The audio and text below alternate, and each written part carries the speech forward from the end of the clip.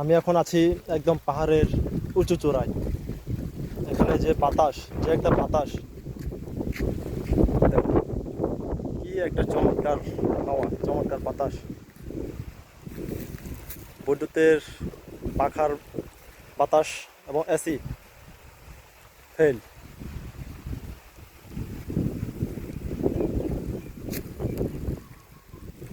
হাওয়াটা একদম চমৎকার, মিষ্টি একটা হাওয়া।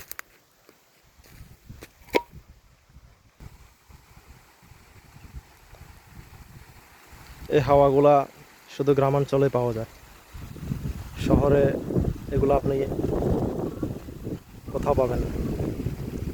গ্রামের শান্তি তো এখানে।